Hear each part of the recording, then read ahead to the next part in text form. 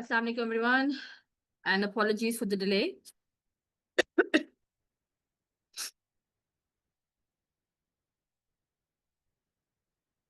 Okay, is my screen visible, guys? Can you see my screen? Yes, ma'am. Perfect, thank you. Okay, so today we have a very sorry. Today I'm not well, so there will be a lot of interruptions today, sadly. So I'll try to make it as minimal as possible, but stuff cannot be controlled. Okay, so today we have a very interesting topic, that is hematology. Very clinical relevant. At least all of the topics are very much familiar. There won't be any topic that you haven't heard before, because the topic that we did last time, that was hematology. There was so many new stuff going on, so many topics that we didn't even heard, rather than knowing the details. But ये जो है infectious diseases, ये बहुत different है, बहुत clinically relevant है, तो you will love it. Apart from the start वाला portion जिसमें बहुत ही pathology और थोड़ी सी micro वाली बातें हैं, you will recall your MBBS time. तो सबसे पहले classification of the bacteria, just to have a rough idea. इसमें से बहुत ज्यादा सवाल नहीं आते, लेकिन generally we should have a idea कि कॉमन एग्जांपल्स क्या हैं कोकाई के, बेसिलाई के, स्पेशली नेगेटिव और पॉजिटिव के. आगे हम कुछ करेंगे जिसमें कुछ कैटलिस्ट पॉजिटिव हैं, कुछ कोएगुलेंस पॉजिटिव है, उसके सिनेरियोस आ सकते हैं. एक दो शायद वो ये पूछ सकते हैं मे बी ये certain bug causes what kind of disease, तो इस तरह थोड़ा जनरल इन्फॉर्मेशन होनी चाहिए. उसके बाद हम लोग जरा अच्छी टेरिटरी में एंटर हो जाएंगे, जहाँ पे हम डिजीजेस को बताते हुए टारगेट करेंगे. Sorry. Okay. So classification. सबसे पहले कोकाई की बात हो रही है. So we have gram positive cocci and negative. Positive में कौन से हैं? स्टेफिलोकोकाई and strepto. अच्छा, ये दोनों याद रहते हैं. The thing that we tend to forget is enterococci. They will give you a list और हम लोग स्टैफ और स्ट्रेप ढूंढ रहे होते हैं and we tend to forget the enterococci. तो आपने इसको याद रखना है. They will give you a list. Okay, तो like which of the following are the gram positive cocci? And उसमें एक enterococci पड़ा होगा, तो then select this one. Okay. इसी तरह जो ग्राम नेगेटिव कोकाइज हैं उसमें listeria meningitis gonorrhoea again very commonly bugs in this group जो हमें याद रहते हैं. मोरक्सेला कैटरालिस जो है ये हमें we tend to forget about this. तो मैंने ये दो को स्पेशली हाईलाइट इसलिए किया है कि हम जो एक पॉसिबिलिटी है कि हम इसको भूल सकते हैं, तो let's highlight it over here so that possibility doesn't occur in the future इंशाल्लाह. सो स्टैफ और स्ट्रेप पॉजिटिव कोकाइज है, नेगेटिव कोकाई में लिस्टीरिया है, मेनिंजाइटिस एंड गोनोरिया. ये चारों बहुत कॉमनली हमें याद रह जाते हैं. एंटेरिकोकाई का आपने स्पेशल सोचना है कि हाँ ये कोकाई है पॉजिटिव, और मोरक्सेला के बारे में सोचता है वो अगेन ये सवाल भी ऐसे आएगा विच of the following is a gram negative. ठीक है, बाकी सब इधर उधर के होंगे और हम ये ढूंढ रहे होंगे, but the answer will be moraxella catarrhalis, जिसको आपने पिक करना है. ठीक है, ये बात होगी कोकाई की. अब हम कहते हैं बेसिलस. बेसिलस में कुछ पॉजिटिव रॉड्स और कुछ नेगेटिव रॉड्स है. अब जो रॉड्स है जो पॉजिटिव वाले उसके ना उन्होंने पास मेडिसिन वाले ने खुद एक बड़ा अच्छा सा फॉर्मूला दिया हुआ है ABCDL वाला. Actinomycetes, bacillus, clostridium diphtheriae, listeria. ठीक है, तो ये 5 बग्स आपके कौन से हैं? Gram positive rods. जो बाकी बच गए the rest are all gram negative. ज्यादातर ये गट वाले हैं. इकोलाई, फ्रेंजी, Pseudomonas aeruginosa, Salmonella, Shigella, Campylobacter. Okay, so examples of gram positive and gram negative cocci. Similarly, examples of gram positive rods and negative, just to have a general idea. Remember Pterococci and Moraxella catarrhalis. ठीक, ज्यादातर वही जैसा मैंने आपसे कहा था कि दो ही सवाल तरीके होते हैं पूछने के, वो आपको लिस्ट देंगे and you have to pick which one is positive और नेगेटिव कोकाई रोड्स. ठीक है, उसके बाद विरुलेंस फैक्टर इतना कॉमनली टेस्टेड नहीं, लेकिन just to have a look. So sorry, तो every bacteria has a specific characteristic जिसके साथ वो जाके आगे तबाही मचा रहे होते हैं. ठीक है, so what are those examples? Let's have a look at that as well. So bacteria employ a large number of virulence factors which enable them to colonize in the host or evade or suppress the immune response. हम जिनके हथियार हैं ये. ठीक है, there are weapons. क्या कुछ है IgA में? कौन से हैं? The virulence factor IgA. अच्छा, IgA वाले I know it's very difficult to remember all of this. I really appreciate that. लेकिन कुछ चीजें होती हैं जो कभी कभी ये पूछ भी लेते हैं, तो और अगर आपने याद करना नहीं है तो कम से कम ये IgA प्रोटीएज और M प्रोटीन ये दो याद रख लें. बाकी का नहीं भी याद होता तो ठीक है, एटलीस्ट इनको कोशिश करें याद रख लें, IgA प्रोटीएज वाले. ठीक है, ये वो आपसे पूछ सकते हैं. Again, chances are very slim. Strep pneumoniae, H influenzae and Neisseria. ठीक है, ये तीनों जो है ना, how do they work? Through IgA proteases. Do not go into too much details. Pathology micro का exam नहीं है. We have referrals. The chances of questions coming from this bit is slim. लेकिन still we have to cover it because part of syllabus. protease में कौन से है? Streptococcus pyogenes. तो अगर बहुत मजबूरी बनती भी है और इसमें से कुछ याद रखना भी है तो IgA proteases और M protein, बस ये दो याद रख लें. बाकी let's have a look. Polyribosomal ribosole phosphate capsule में भी H influenza again. बैक्टीरियोफेज में प्राणिफाई डिप्थीरिया है. स्पोर फॉर्मेशन, स्पोर्स का याद रख ले. अच्छा, स्पोर्स में वैसे भी याद रखिए, जब हमने ना इन सबको अलग-अलग पढ़ना भी है, ये सारे तीनों टॉपिक्स अलग-अलग डिस्कस होंगे, तो उनकी पैथोफिजियोलॉजी में ना स्पोर्स का जिक्र वैसे ही होगा. तो स्पोर्स ना चाहते हुए में याद रह जाएंगे. तो एंथ्रेक्स, क्लोस्ट्रिडियम परफरेंजेंस एंड टेटेनाई. ठीक है, ये स्पोर फॉर्मेशन से पहला खराब हो रहे हैं. सही. फिर लेसिथिन इज अल्फा टॉक्सिन है जो कि अगेन परफरेंजेंस है. Then we have D glutamine polypeptide capsule, that is basal anthrax.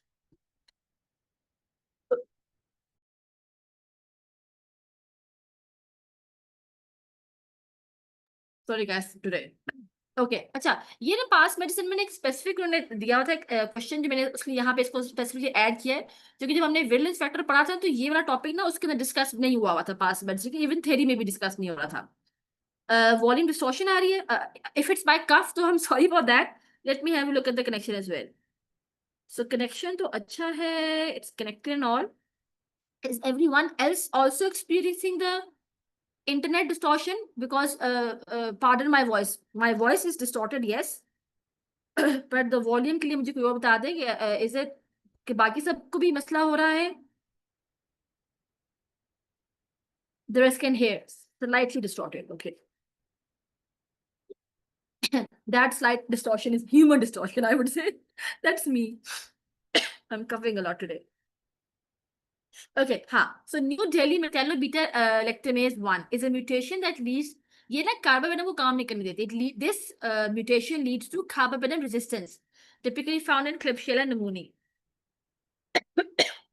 और इसके अलावा E. coli में भी enterochalacia and others. First line management और इस सिचुएशन में जहाँ पे हम कार्बापेनम नहीं दे सकते, then we have to stick to the other oral antibiotics, that is colistin and second and tetracycline. इसको याद करने की जरूरत नहीं है, पर ये एक डिफरेंट सी म्यूटेशन थी that was leading to carbapenem resistance. मुझे थोड़ा डिफरेंट लगा तो मैंने यहाँ पे ऐड कर लिया इन विजिलेंस फैक्टर. लेकिन ऐसा कुछ सवाल पूछे तो एटलीस्ट कुछ फेमिलियरिटी हो. ठीक है. So new Delhi metallo beta lactamase 1 is a mutation that leads to carbapenem resistance. ठीक. मैम इसके जो ऑर्गेनिजम्स होंगे वो क्लेब्सियला और इकोलाई फिर होंगे. या जहां पे भी हमने इन के लिए, सो इन ट्रीटमेंट्स में ये जो ये बग्स हैं ये करा रहे हैं. These bugs are caught in these mutations, the Klebsiella, E. coli, and Enterobacter. इसमें जो वायरुलेंस फैक्टर है वो ये है new Delhi metallo beta lactamase. Yes, that ठीक है. this ठीक is है, a ठीक है. अगर आप पूछेंगे विजिलेंस फैक्टर्स कौन से, तो उस विजिलेंस फैक्टर से बिल्कुल आपने ये पकड़ना है, बिल्कुल सही कहा आपने. Then you have to pick this one. If they ask कि कार्बापेनम दिया है रेजिस्टेंस है, ये क्लेब्सियला का उन्होंने पूरा ना नमूने का सिनेरियो दिया होगा, and they will ask you about the vigilance factor, and then you have to pick New Delhi metallo beta lactamase 1. That's a long name, but you have to pick a one. ये आपको पास में से इसका example मिलेगा, एक दो सवाल मैंने वहां देखे थे, that's why I added over here. Then identification of the gram positive bacteria. Then we do our stainings. अच्छा, ये क्लासिफिकेशन दी हुई थी, इसको थोड़ा शॉर्ट कर दी थी ताकि थोड़ा नजर आ जाए. अच्छा, इसमें जो इंपॉर्टेंट बिट है ना, अगर उन्होंने कुछ पूछा भी तो ये कोएगुलेस नेगेटिव और ये कैटलेज और कोएगुलेस पॉजिटिविटी का पूछते होते हैं. अब जो ग्राफ पॉजिटिव बैक्टीरिया या तो वो कुकाई होंगे या रॉड्स होंगे. अब सबसे पहले हम कुकाई की बात करते हैं. अब यहाँ अच्छा सा फॉर्मूला जरूर शेयर करें. अब स्टेफ जो है ना ये कैटलेस पॉजिटिव है, स्ट्रेप्ट जो है नेगेटिव है. बस है ना उसकी आरियस एपिडेर्मिस वो भी डिफरेंट है. कोएगुलेस पॉजिटिव ऑरियस है, एपिडर्मिस सेप्टोफिटिकस ये नेगेटिव है. अच्छा, वो क्या सिनेरियो देते हैं जिनको ज्यादा पसंद है, वो ये ऑरियस देते हैं. Aureus is coagulase positive and catalase positive, दोनों पॉजिटिव हैं. ये अक्सर ना वो ये बग पूछते हैं इस सिनेरियो में, तो इसलिए आपने इसको याद रखना है. इस सारी कहानी में कुछ याद रखना भी है तो ठीक है. तो staphylococcus aureus is gram positive bacteria which is both catalyst positive and coagulase positive? ये सवाल अक्सर आ जाता होता है, 5 मिनट में आपको मिलेगा, ठीक है? या वो आपको एक सवाल ही ऐसे देंगे सॉरी गाइस, जिसमें क्वेश्चन ही ऐसा होगा कि which of the following is coagulase positive and catalyst negative? काफी सारे बग्स दिए होंगे and you have to pick एस और यस। मैं इसको बार बार दो दफा इसलिए कह रही हूँ क्योंकि इवन पास मेरे से मैंने दो तरह घुमा घुमा के ना एक ही बात पूछी हुई थी, दैट वाज दिस वन। लेकिन स्टिल बाकी का पता होना चाहिए कि नेगेटिव्स में कौन से हैं, एपिडर्मिटिस एंड स्ट्रेप्टोफिटिकस। ठीक है, ये होगी कैटलिस्ट पॉजिटिव, ये आगे से कोएगुलेज पॉजिटिव। अब जो कैटलिस्ट नेगेटिव है दैट इज स्ट्रेप्टोकोकस। अब उस पर अलग कहानी है, अब उस पर हेमोलिसिस की बात हो रही है। ब्लड एगर में हेमोलिसिस है, नो हेमोलिसिस, पार्शियल हेमोलिसिस और कंप्लीट हेमोलिसिस, 3 कैटेगरीज है। जहां पे हेमोलिसिस नहीं हो रही वहां पे एग्जांपल है टेराकोकस की। कंप्लीट के अंदर बीटा हेमोलिटिक्स है और पार्शियल हेमोलिसिस के अंदर अल्फा हेमोलिटिक्स है। ठीक है, जस्ट टू रिकैप थिंग्स, जो हमारे ग्राफ पॉजिटिव बैक्टीरिया हैं उसमें 2 हैं, कोकाइस हैं और रॉड्स हैं। ठीक, अब जो कोकाई हैं उसको कहा कि जी हम पहले कैटलिस्ट पॉजिटिव देखते हैं और एक नेगेटिव होता है। अब पॉजिटिव में स्टैफलो था, स्टैफलो के आगे से फिर कोएगुलेज वाला सीन चला, उसमें ये पॉजिटिव में ऑरियस है, एपिडर्मिटिस सेप्रोफिटिकस नेगेटिव। ठीक, जो कैटलिस्ट नेगेटिव था दैट वाज स्ट्रेप्टोकोकाई। ठीक, स्टेफ यहां चला गया, स्ट्रेप्ट यहां आ गया। अब इस पे जो नेक्स्ट कहानी शुरू हुई that was haemolysis. On the basis of hemolysis, it was further divided into 3 categories. There was no hemolysis, complete hemolysis, and then there क्या was partial hemolysis. ये 2 हैं, एक नहीं है, क्या हो गया है? छुरी ले आए, So, छुरी ले आए, कट कर देती हूँ। Vera, can you mute yourself, please? Thank you. Thank you. अच्छा, नो हेमोलिसिस में एग्जांपल है एंटेरोकोकाई का, और इसमें भी हमने देख लिया ये बीटा हेमोलिटिस है और ये अल्फा। ये आगे डिटेल भी हम देखते हैं इनको। हाँ, ऊपर से बेचारे मासूम रॉड्स हमने देखे नहीं ना ये वाले, ये तो मैं ऑलरेडी डिस्कस कर लिया था, वही ABCDL वाला। ठीक, अच्छा आगे मैं इसको थोड़ा सा स्क्रीन बड़ा कर लेती हूँ। Just give me a second guys.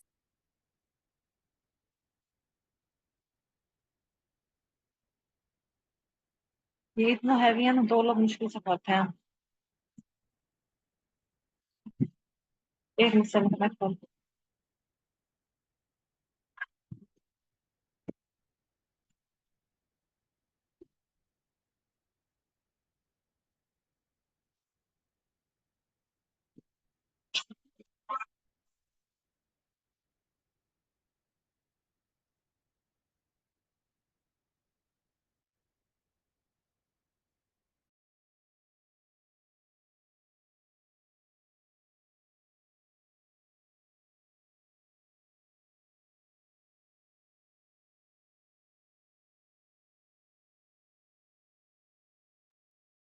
Okay, अच्छा अब बाकी जो नीचे कहानी ना, वो जो हमने ऊपर ऑलरेडी डायग्राम की है ना, जो फ्लो चार्ट था उसी का उन्होंने ना बस थोड़ा सा वर्बल कर दिया है। बाकी इसमें कोई डिफरेंस नहीं है। रॉड्स की वही एग्जांपल है, कोकाई अगेन वही, कैटलिस्ट वाले कौन से हैं, catalyst negative and positive, with that already discuss. Let's move ahead. Staphylo में भी वही कोएगुलेज की आगे से कैटेगराइजेशन थी, सही। तो उसमें आपने ऑरियस को याद रखना है, ऑरियस सबसे ज्यादा पूछेंगे, उसमें कोएगुलेज पॉजिटिव है और कैटलिस्ट भी, ठीक है। और नेगेटिव वाला में एपिडर्मिटिस सेप्रोफिटिकस की एग्जांपल्स थी। अच्छा, स्टेप्टोकोकाई, ये ना आगे हम ना इस पूरे को ना आगे अलग से भी डिस्कस करें। I don't want to repeat myself, तो हम आगे देख लेते हैं। ऊपर हमने क्या बात की थी कि स्ट्रेप्टोकोकाई को उन्होंने फर्दर 3 कैटेगरीज में डिवाइड किया था on the basis of haemolysis, no haemolysis, partial haemolysis और कंप्लीट हेमोलिसिस। तो नो हेमोलिसिस में तो एंटेरोकोकाई आ गए थे। अभी जो हम बात करेंगे वो है अल्फा हेमोलिटिक्स, ये पार्शियल हेमोलिटिक्स है, और बीटा हेमोलिटिक्स आता है कंप्लीट हेमोलिटिक्स। ठीक, इसमें निमोनिया और वेरिडेंस की एग्जांपल है, इसमें पायजीज अगलेक्टी की, वो हम यहाँ डिस्कस करते हैं। अब ये वाला सवाल आता है, ये इनको पसंद है स्ट्रेप्टोकोकाई पूछना। ठीक, अब अगेन स्क्रैम पॉजिटिव हमने बात कर ली, अल्फा बीटा की भी बात होगी। अब जो पार्शियल वालों में थे उसमें एग्जांपल्स क्या है, स्ट्रेप्टोकोकस नमूनी, दैट कॉल्ड स्ट्रेप्टोकोकस, सबसे कॉमन नमूनिया यही है, यही वाला है, ये हमने ऑलरेडी डिस्कस किया हुआ है। इसके अलावा it causes meningitis, otitis media as well. अच्छा, अब जो बीटा हेमोलिटिक्स है कंप्लीट वालों में, again the names are very much similar, the groups A and group B. ठीक, ग्रुप ए स्ट्रेप्टोकोकस में पायोजेनिस है, very famous bug, again discussed in so many vast different topics all over the MRCP course. उसमें causes, अच्छा ये मैं पूछते हैं, ये जो पूरी लिस्ट है ना, अब वो चला के ये करेंगे कि आपको पूरा सिनेरियो दे देंगे and they will ask you the bug, या फिर they will give you a bug that is pyogenes and they will ask you कि which of the following is not caused by this. So at least we should have an idea what is caused by pyogenies. Erysipelas basically ना cellulitis से कम वाला वो है, soft tissue skin की infection होती है, पर cellulitis is more bad, this is less bad, ठीक है, but again it's skin infection. Impetigo को डिस्कस किया था, वो येलो क्रस्टिंग फेस वाली आती है, सेलुलाइटिस दे जाते हैं खुद, फिशाइटिस, फ्रिंजाइटिस, टॉन्सिलाइटिस, ये तो बहुत इंपॉर्टेंट है. ठीक, तो ये सारी कॉजेज है पायोजेनिस की. तो पास में से जब आप क्वेश्चंस कर रहे होंगे, you will encounter few questions in which they will love to ask about the causes of pyogenies. They will give you a list which is the cause or not the cause. तो आपने stem बहुत ख्याल से पढ़ना है. उसमें ना they love to give you the sore throat. sore throat बहुत पसंद है. फुल टॉन्सल्स, उसमें वो अडीमा, पैचेस होंगे टॉन्सल्स के ऊपर, लिम्फेडेनोपैथी की वो होगी, फुल सिनेरियो होगा, फीवर शीवर चल रहा होगा again, and you have to pick the bug. And what is that? Streptococcus pyogenes. That is how they're going to ask the question. ठीक है. एरिसिपेलास के बारे में जरूर पूछते हैं, तो जहां भी एरिसिपेलास की बात हो तो आपने अगेन क्या पकड़ना है, पायोजेनिस. ये 2-3 सिनेरियोज में से डिस्कस करिए just to have that similarity how these themes are tested in the exam. ठीक है, तो एरिसिपेलास एंड टॉन्सिल्स, ये दो जो है ना, इनको पसंद है पूछना, रिमेंबर दैट. इसके अलावा रूमेटिक फीवर में हमने ऑलरेडी पढ़ा था, पोस्ट ग्लूमेरुलाइटिस, स्कारलेट में भी पायोजेनिस का रोल है. ठीक है, सो हैव दैट आइडिया कि what pyogenes causing, it's exam favourite. Then एक और एग्जांपल है, ये भी कंप्लीट हेमोलिसिस एग्जांपल है ग्रुप बी की. इसमें एगलेक्टी है, that is for meningitis septicaemia, ये कोई नहीं पूछेगा, ये सोतेला है. You can remember that way. Remember the pyogenes, a long list, they can ask anything, most probably erysipelas and tonsillitis scenario. Okay, this is clear so far. Okay, Clostridia now, it's a gram positive bacilli. अब इसकी भी आगे से different types हैं, परफ्रिंजेंस हैं, बोचुलिज्म है, difficile है, सारी की सारी हमने लेदर आगे डिस्कस भी करनी है. So let's don't worry about that कि क्या डिटेल्स है. इस सारा कुछ ना सबकी टॉपिक से लेदर रहता है. This is causing gas gangrene. Botulism very famous for can foods. ठीक है, इसमें फ्लैसिड पैरालिसिस हो रहा होता है. अच्छा, इसकी इंटरेस्टिंग बात है, इसमें भी फ्लैसिड पैरालिसिस है और जीबीएस में भी. जीबीएस में असेंडिंग पैरालिसिस होता है और बोचुलिज्म में डिसेंडिंग पैरालिसिस होता है. Again we will discuss that. Or C. difficile, again we have already discussed in gastro very detail. Pseudomembranous colitis कराता है ये because of excessive antibiotic use. Tetanus को भी हमने ज़्यादा से पढ़ना. This is spastic paralysis. ऊपर क्या था? Flaccid paralysis and this is spastic paralysis. So Clostridium has 4 आगे से subtypes, causes, bugs. You can whatever you want to say. Again everything will be discussed separately. अच्छा, यहाँ तक एक pause लेते हैं. इससे ऊपर मैं जितना भी पढ़ा था that was super boring. Nothing interesting, but because it's part of the exam, we have to cover it up. तो बस एक थोड़ा सा देख लिया. उसमें जो कॉमन चीजें हैं जो मतलब हर हाल में पता होना चाहिए, वो 2-4 ही थी. ठीक है, कोएगुलेज वाली बातें, कैटलेज वाली बातें देख लीजिएगा, कुछ बग्स की एग्जाम्पल देख लीजिएगा, और स्ट्रेप्टोकोकाई बात करें, पायोजेनिस, उसकी एग्जाम्पल देख लेना. ठीक है, बाकी सारा कुछ अगर रह भी जाता है तो नथिंग टू वरी. अब यहाँ से असल मजेदार इन्फेक्शन स्टार्ट होते हैं. सबसे पहले बात करेंगे enteric fever. Again we have read this so many times, it's a very common topic. So diarrhoea, we all know that gram negative rod है, साल्मोनेला टाइफी है और पैराटाइफी. इसकी डिफरेंट टाइप्स होती है, ABCD, नथिंग टू वरी. अच्छा, अब how does it present? Spread भी important है, फीको ओरल रूट है. ठीक है, spread is faeco oral route. अब how the patient will present, इसमें फीवर वाला पूरा सिनेरियो होगा, हेडेक्स, आर्थराइटिस, लेकिन इसमें ना GI सिम्टम्स प्रेडोमिनेंट होंगे, क्योंकि जितने भी एक्यूट फिब्राइल इलनेस होते हैं ना, उनको डिफरेंशिएट करना बड़ा मुश्किल हो जाता है. तो अगर आपने हर बीमारी में ना 2-4 इंपॉर्टेंट बातें याद रख ली ना, तो चीजें आसान हो जाएंगी. एंटेरिक में आपने याद रखना है कि एब्डोमिनल मसाइल होंगे, GI प्रॉब्लम्स होंगे. एब्डोमिनल पेन हो सकता है, कभी डायरिया दे देंगे, कभी कॉन्स्टिपेशन दे देंगे. ज्यादातर वो कॉन्स्टिपेशन प्रेडोमिनेंट रखते हैं इसको. ठीक है, कॉन्स्टिपेशन प्रेडोमिनेट्स ओवर डायरिया, तो that is could be there.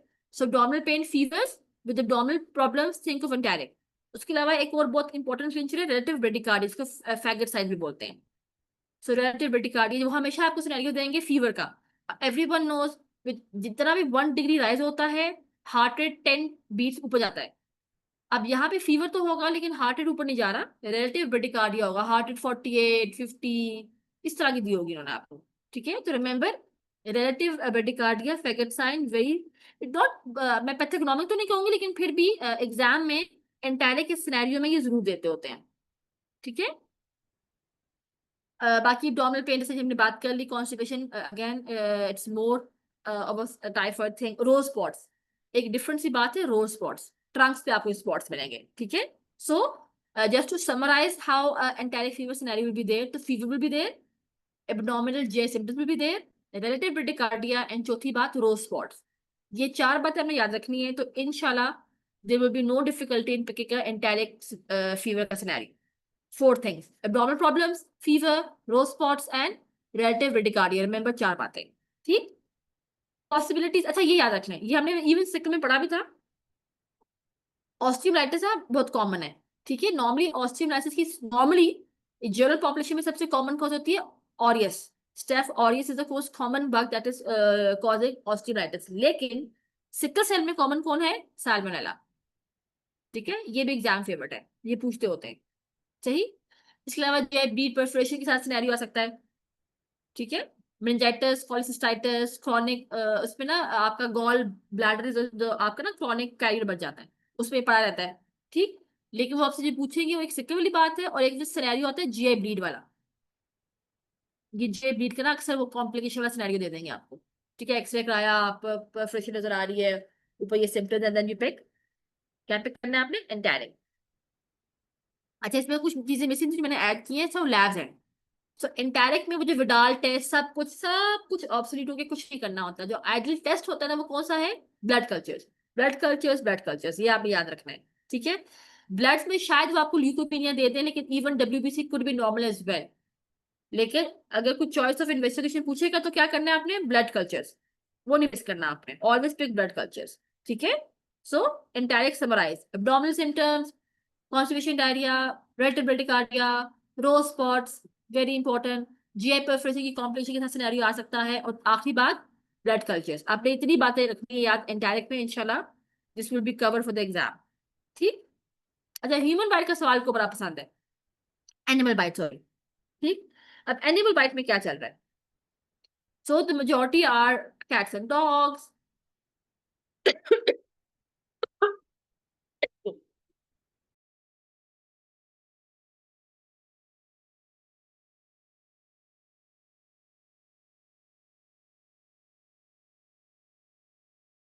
So sorry, I'm extremely sorry, guys, and apologies for the multiple interruptions today.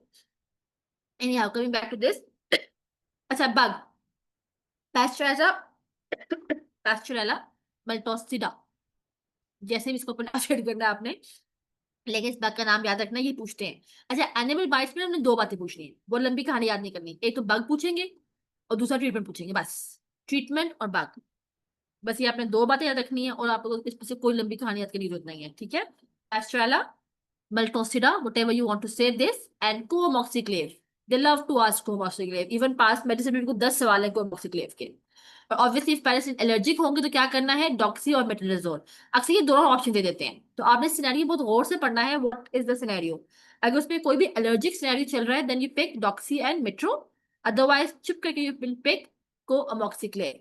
So from animal and human bites, just remember two things: the bug, the treatment. That's it. Notes में सिर्फ दो ही बातें लिखनी है आपने, bug का नाम लिखना है, अमॉक्सी का नाम लिखना है, नीचे डॉक्सी एंड मेट्रो लिखना है, penicillin resistance, and that's it, ठीक है। So try to make the notes as comprehensive as possible, because at the end we have to revise all this stuff. ये इंपॉर्टेंट बिट हो गया। Human bite में इतना कोई मजे की बात थी नहीं, अगेन डिफरेंट मल्टीपल बग्स हैं, एरोबिक एनारोबिक, ये वो पूछेंगे मेरी। जितना ये इनको ये पास्चुरेला पसंद है ना, उन्होंने वही पूछना है आपसे, ये बस पढ़ लें, कुछ करना नहीं है। Again coamoxiclave is recommended as for the animal bite.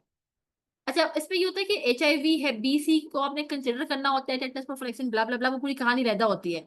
वो वुंड मैनेजमेंट टेटनस सब अलग पढ़ेंगे, क्योंकि जब भी कोई कोई वुंड होता है, कहीं कोई बाइट आता है, तो हमने ना ऑब्वियसली प्रोफिलैक्सिस पे भी ध्यान रखना है, उस पर टेटनस का देखने की जरूरत है कि नहीं। और टेटनस भी हमने हर किसी को नहीं देखना होता, उसकी पूरी हिस्ट्री होती है, वैक्सीन लगी है नहीं लगी, टेटनस प्रोन वुंड है, डर्टी वुंड है, वो तो एक पूरी क्लासिफिकेशन है उसकी, उसको हम बाद में डिस्कस करेंगे। लेकिन अभी के लिए आपने ना पूरी लंबी डिटेल्स में नहीं जाना। Just remember the bug, remember the antibiotics and that's it. और सेम कहानी is for the cat scratch disease, इसमें भी बस इतना ही याद रखना है। और ये कैट स्क्रैच डिजीज है छोटी सी, पर इसका सवाल कभी ना कभी आ जाता होता है। तो कैट की हिस्ट्री तो ऑब्वियसली होगी। अब इस पे बार्टोनेला हेंजले है, they love to ask this one. और इसमें जो सबसे इंपॉर्टेंट क्लिंचर है ना, वो है लिम्फेडेनोपैथी, वो नहीं भूलना आपने। लिम्फेडेनोपैथी वेरी इंपॉर्टेंट, ये जरूर देंगे आपको सिनेरियो में, जहां की कैट स्क्रैच डिजीज का जिक्र आएगा ना, उसमें आपका ये लिम्फेडेनोपैथी आएगा। ठीक है।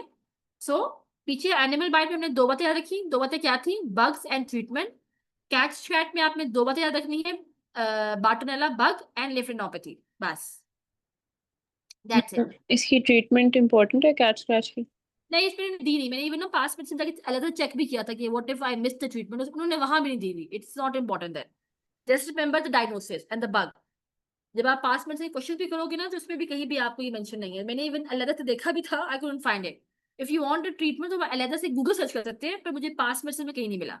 So just remember bartonella and the way you have to pick it up, it's lymphadenopathy, cat की हिस्ट्री एंड लिम्फेडेनोपैथी। बस पिक कैट स्क्रैच डिजीज। और ये हेंजले तो जरूर पूछेंगे, ये इनको दो ही बातें पसंद है। ठीक है। If you want treatment note it down, तो मैं आपको बाद में सच्ची के बाद भिजवा दूंगी, just for information. For madam वो एग्जाम्पल पुरानी जो है पुराना जो वॉल्यूम है ना, उसमें लिखी हुई थी ट्रीटमेंट। आई थिंक अब अपडेट हुआ होगा तो उन्होंने हटा दिया शायद ट्रीटमेंट। हाँ, अपडेट वाले में नहीं है ना हमारे। अभी अभी जो नया वाला पास मेडिसिन है उसमें मैंने चेक किया था, उसमें तो नहीं था। ठीक है जी, ठीक है। बट इन्फॉर्मेशन की कमी का मसला नहीं है, जितनी मर्जी इन्फॉर्मेशन याद रखें। पर कभी कभी होता है कि टाइम मैनेजमेंट के हवाले से ना, we have very limited time ना। अब हमारे पास तकरीबन, हम रफली कह सकते हैं, हम 2 महीने लगते हैं दिमाग में ना, जितना टाइम है। तो we can not go beyond them things. Information generally read whatever you want, it's good. लेकिन कुछ कुछ होता है कि we have to study very smart, ताकि हम ऑफ ट्रैक ना हो टाइम जाने के लिए। तो उसके लिए हम कोशिश करेंगे कि we stick to pass medicine इंशाल्लाह। अच्छा, एंथ्रेक्स बड़ा पसंद है अगेन इनको, एंथ्रेक्स। अच्छा, और एंथ्रेक्स ना पकड़ना बड़ा आसान है, उसका इतना वो टिपिकल सिनेरियो देंगे, you will be so easily pick anthrax. अब ये है क्या? ये बेसिलस है, ग्राम पॉजिटिव रॉड है। अच्छा, स्प्रेड बाय कार्कसेस। अब इसका जो सवाल आता है ना एंथ्रेक्स का, उसमें जो क्लिंचर है, उसमें लाइफ स्टॉक ही आएगा, एनिमल कॉन्टैक्ट की हिस्ट्री जरूर होगी। A person has in contact with life stock और एनिमल प्रोडक्ट्स, और या कोई ऐसी रिसेंट ट्रैवल हिस्ट्री हुई थी, वो फार्म्स में गया था, तो बड़ा ख्याल से आपने पकड़ना है। तो एंथ्रेक्स की हिस्ट्री में लाइफ स्टॉक, एनिमल कॉन्टैक्ट जरूर देखना है आपने। पहली बात, that will be there. It is also known as smooth shortage disease, again nothing, इसका कोई इंपॉर्टेंस नहीं है। It produces a tripeptide protein, यानी कि 3 चीजें निकल रही हैं। एक प्रोटेक्टिव एंटीजन है, एक एडीमा फैक्टर है, एक लीथल फैक्टर है। No one asked this, this is what is tested. Features very important, painless black eschar, remember this, painless. ठीक है। अब ये सवाल आता किस तरह है? They will give you a full scenario that okay, it started with a small papule, it was purpuritic, then it developed into a vesicle and ulcerate, now it's black. सही, इस तरह आएगा ये सिनेरियो। कुछ भी ऐसा नजर आए, just simply pink anthrax, okay, it's painless black Asher. ठीक। suddenly with a small papule developed a vesicle, ulcerate, black asher, anthrax. So ये बहुत इजी है पकड़ना, इसमें ना आपको कभी भी डायग्नोसिस पकड़ने में मुश्किल नहीं होगी if you remember these 2 bits, how the eschar develops, वो वाली बात, और क्लिंचर में एक्सपोजर, एक्सपोजर में life stock, farm, animal products, कुछ भी। ठीक है। इफ यू हैव ये 2 थिंग्स, पिक एंथ्रैक्स। इसके अलावा पेनलेस है, वो हमने बात कर ली है, इट्स नॉन टेंडर, एडिमा आसपास होता है और जीआई ब्लीडिंग कॉज कर सकता है मे बी, लेकिन इतना कोई खास नहीं। ठीक। Then management, cipro. अच्छा ना, इन्फेक्शन में ना मैनेजमेंट बहुत है, तो I try to figure out a way, and पे ना आई मेक अ टेबल जिसमें सारी diseases, first line investigations labs की, और ट्रीटमेंट स्पेशली एंटीबायोटिक्स, और इसकी ना share at the very end, ताकि रिवीजन आसानी हो जाए। अब यहाँ पे क्या है? Cipro. So if I have to summarise anthrax, cipro को याद रखना है, फार्म की history, life stock, animal contact की history, small papule develop into vesicle, then a black eschar, बस रिमेंबर 3 or 4 बिट्स, तो आपका आंसर इज कवर्ड। ठीक है। तो इंशाल्लाह आप जब भी आप पास करने के सवाल करोगे, so it will be easy for you to pick the diagnosis, and treatment is cipro, that's it. Okay, cryptosporidiosis, ये शायद इतना कॉमनली हम लोगों ने ना देखा हो, अगर देखा भी होगा तो हमसे मिस हो गया होगा, इसमें ये डायरिया की प्रेजेंटेशन होती है तो शायद हम पिक ना कर पाए, लेकिन क्रिप्टोस्पोराइडियोसिस, लेट्स डिस्कस दैट। इसको भी इंशाल्लाह मैं आपको एंड पे सभी बताऊंगी तो ये भी आपको याद रहेगा। अच्छा, ये है क्या? It's a protozoal problem causing diarrhoea, immunocompromise HIV। Now this is the clincher. So crypto का जो सिनेरियो होगा वो डायरिया का होगा और HIV का होगा। चीजें ना बहुत एग्जाम फेवरेट है, टिपिकल है, you can't argue with that, just remember it. So again for MRCP, HIV, diarrhoea, cryptosporidiosis, no other question, ठीक है? बस ये अपनी याद रखते हैं इसको, ये आता ही HIV के साथ है ज्यादातर, ठीक है? Common immunocompromise, watery diarrhea, abdominal cramps, fever, वही immunocompromised, GI tract affected, complications may be sclerosis, cholangitis, pancreatitis is figured out. So remember, diarrhea, HIV, watery diarrhea, cramps, it's your protozoal disease, your favorite crypto. Diagnosis भी क्या है ये हमें याद रखना है, modified Gill Nielsen stain, acidified stain कहते हैं stool, और characteristics क्या मिलते हैं? Red crypts of Cryptosporidium, ये इनको पूछना पसंद है, they love to do the lab test. So ZN staining किया आपने, आपको red cyst मिलेंगी। मैनेजमेंट ज्यादातर सपोर्टिव, लेकिन टॉक्साजोनाइड इज अ लाइसेंस ड्रग। अच्छा, अब ये याद रखें, ये जो मैंने ब्लू में ऐड किया ना, this is from the latest pass medicine, this is very important. If a patient is HIV and is not on antiretroviral, तो उस पर आपने कुछ भी नहीं देना, by simply starting the patient back on antiretroviral therapy will treat the disease. How good is that? ठीक है? If started, resolution will be there. ठीक है? It's enough. Sometimes, rarely we have to give rifaximin as well. Sometimes. ठीक है? लेकिन ये general information थी। ज्यादा जो आपसे पूछेंगे ना, वो सपोर्टिव थेरेपी होगी और you have to restart the anti retroviral therapy. तो ये आपका अगर ऑप्शन हुआ ना, ये वाला, तो इसी को पकड़ना है।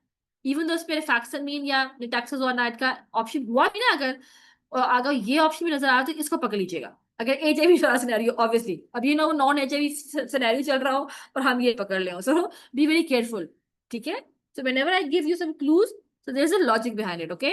So if I have to summarize, cryptosporidiasis, diarrhea, watery diarrhea, abdominal cramp, background of HIV. Think of this bug, ठीक है?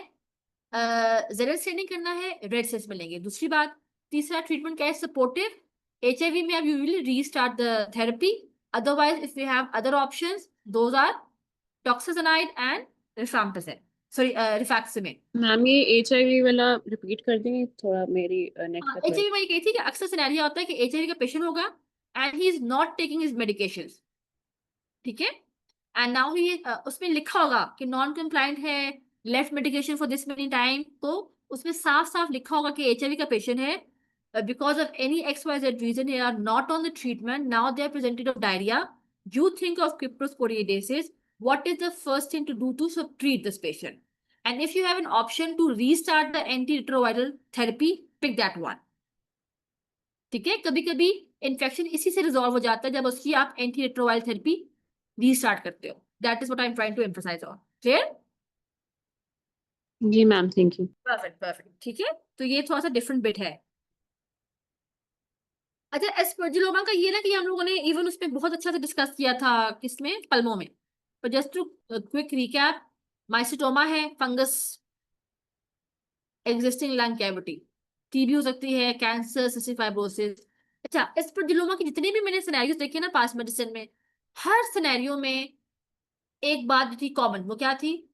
Patient had history of tuberculosis 15 years ago, patient has history of tuberculosis 20 years ago, 25 years ago। तो ये line तो हर aspergilloma के scenario में थी, ये history थी। अब he is presented with haemoptysis, cough, SOB, अब जो मसला हो रहा है वो तो अलग है ना, but a clincher of past history 20-25 years ago of TB will be there, indicating a pre-existing cavity। अब उस कैविटी में जाके हमारे ये जो है माइसिटोमा बैठ गए हैं, उसने एस्परजिलोमा करा लिया। Just to have that clincher कि TB history in the past will be there, okay? Usually asymptomatic, but cough चीजें हो सकती है कि हेमोप्टिसिस होता है, it's very severe, remember this bit as well. यहाँ तक क्लियर हो गया? अच्छा, when we did our pulmonology में हम लोग कर रहे थे, उसमें आपको याद होगा हमने वो क्रिसेंट साइन किया था, हेलो साइंस किया था, वो वी डिस्कस्ड डिफरेंट स्टेजेस, जिसमें एलर्जिक भी था, ये भी था, इन्वेजिव भी था, डिफरेंट स्टेजेस की थी। अब जब मैंने यहाँ पे हम लोग इन्फेक्शन पढ़ रहे थे ना, उसमें एक नया साइन था जो कि मैंने पल्मोनोलॉजी में नहीं पढ़ा था। I just wanted to share that with you guys as well, that was Monod sign. मैंने शायद यहाँ पे ऐड भी किया था, कहाँ गया, अरे नीचे है, दिस वन। अच्छा, don't, this is the crescent sign, ये आपको ए नजर आ रही है ऊपर, ये कैविटी के अंदर गोला बना हुआ है, ठीक है। ये अलग से मैंने ऐड किया था बिकॉज दिस इज डिफरेंट, ये हमने पल्मोनोलॉजी में डिस्कस नहीं किया था। तो मूनलाइट साइन क्या होता है? अच्छा, ये भी सिमिलर है एयर क्रिसेंट साइन के साथ ही, सिर्फ फर्क है कि रिटोलॉजिकल पोजीशन के ऊपर, ठीक है। अब वो मैं आपको एक्सप्लेन करती हूँ कि डिफरेंस क्या होता है। On X ray, is it done in a prone position, तो एयर विल शिफ्ट, ठीक है। नहीं नहीं, sorry, let me rephrase this, मैंने गलत नहीं बोल दिया। So it is, let me rephrase this, मुझे तो आज देखने दें, मैंने गलत बता दी शायद आपको। स्पेसिफिक और एस्पेरिना। अच्छा, वेयर इज एयर, जो एयर क्रिसेंट साइन है, it is improving invasive epidermolysis. The difference is in the two is that pit on expiring X-ray ना प्रोड। अच्छा, ये अब हम यहाँ पे आ रहे हैं, आखिरी वाली ये चार बातें पढ़नी है, सॉरी मैंने ऊपर कंफ्यूज कर दिया था। सो मोनोड साइन में क्या हो रहा है? It implies the presence of a mobile mass, so in prone position would shift, whereas air crystal side is fixed, ठीक है। एयर क्रिस्टल साइड फिक्स होता है, मोनाइट साइड में ना वो एयर हिल रही होती है, it shifts, that implies that the size ऐसे ऐसे रिड्यूस हो रहा है, ठीक। Is that clear या did I make it more complicated? It was a new thing. It was very fancy for me कि एक्स की पोजीशन से हम लोग डिफरेंशिएट कर पा रहे थे दोनों इन्वेसिव को, इसको तो मुझे डिफरेंट लगा, तो मैंने यहाँ पे ऐड कर दिया। तो लेकिन this is not exam favourite, ये अपना ख्याल रखना है। एग्जाम फेवरेट क्या है? सिरोलॉजी, हम ऊपर करेंगे, ये सिर्फ एक्स्ट्रा इन्फॉर्मेशन थी कि पासिस में दिया हुआ था। एग्जाम फेवरेट ये है एस्परजिलस प्रेसिपिटेंस, पूरा सिनेरियो देंगे, वही TB history.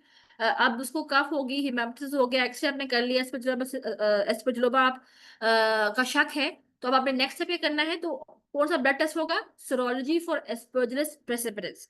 This is the exam favourite question. ये मून एट फ्यूनाट जो है ना, ये बस आपकी इन्फॉर्मेशन के लिए डाल दिए थे, पर परेशान नहीं होना आपने, do not worry about that, ठीक है। The thing that is coming the exam is the, you have to make a diagnosis with the help of TB history, and secondly which next blood test and which one will you pick, chip karke you will pick up aspergillus precipitans and you are covered. तो ये कहानी बहुत important है, this is very exam favourite, ठीक है। वो IgE पूरा उन्होंने आपको डिस्ट्रैक्टर्स दिए होंगे, वो नहीं आपने पकड़ना, what you will pick is precipitants, सही। Okay, before we go to STIs, ये बहुत लंबी सी उनकी डिटेल्स है। So aspergilloma, things clear. SOB, cough, hemoptysis in severe cases could be there, remember that. TB history will be there, remember that. Third important thing that you have to remember, blood test, that is serology for Aspergillus precipitans. Only remember 3 bits and inshallah your aspergilloma is covered. Now coming towards the ulcers, STIs. अच्छा, STIs में बहुत लंबी list है, we will cover all the common STIs step by step. This is just to give you a general idea. herpes simplex, chancroid and लिफ granuloma वेनेरियम, ये 4 बीमारियां हैं, इनको आप अलग अलग देखते हैं। इस सब की ना कैरेक्टरिस्टिक्स फाइंडिंग्स है, what kind of ulcer is it painful, is it pain free, lymphadenopathy, is it painful lymphadenopathy, is it painless lymphadenopathy. So there are few minute changes जो एक सिनेरियो को दूसरे से फर्क करेंगे, so you have to keep a very open eye. अब सबसे पहले बात करते हैं genital herpes की। अब इसमें क्या हो रहा है? It is caused by herpes simplex. Now these are very painful, remember, ठीक है, multiple painful, so herpes painful ulcers. syphilis का क्या इंपॉर्टेंट बात है? these are painless ulcers. syphilis का पूरा बीमारी हम ना आगे डिस्कस भी करेंगे. for now just to differentiate things, so syphilis is painless ulcer या शैंकर बोलते हैं इसको, ठीक है, so painful and painless. अब शैंक्रोइड की बात होती है, शैंक्रोइड क्यों हो रहा होता है?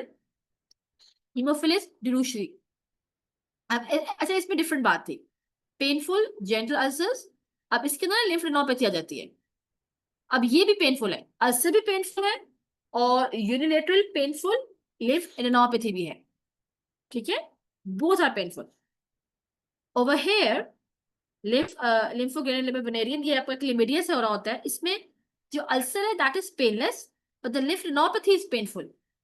I hope this is not getting confused, but somehow you have to remember these are the clues in which you have to pick these four conditions: painless, painful, sorry, painful, painless. ये clear है? अब इसमें नीचे दो में क्या है, अब अल्सर भी है और लिम्फ नोड्स भी हैं, इसमें शैंकमैन में दोनों पेनफुल है। इसमें क्या हो रहा है, पेनलेस पिस्ट्यूल लेटर अल्सर, लेकिन लिफ्ट नोड जो स्टेज 2 में लिम्फ नोडपैथी होती है दैट इज पेनफुल। अच्छा, एलवीजी का जो सिनेरियो होता है ना उसमें ना प्रोक्टाइटिस वाली हिस्ट्री दे देते हैं साथ, स्टेज 3 वाली क्लेमिडिया की। Chlamydia again we will discuss all these क्या नाम है diseases and different separately as well, उस पर आप उस पर don't worry, for now just try to grasp this concept कि कौन सा अल्सर कैसा होगा।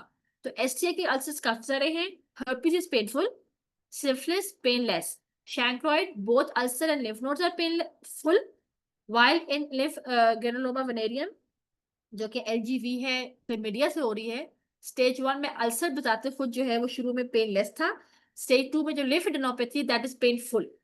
ठीक है, 4 बातें क्लियर होगी और इसी से आपको डायग्नोसिस बनाने में हेल्प होगा। अब हम सबको अलग अलग पढ़ते हैं। नाउ सिफिलिस, सिफिलिस में क्या चल रहा है, सेक्सुअली ट्रांसमिटेड डिजीज है, spirochaete treponema sorry treponema pallidum, very common.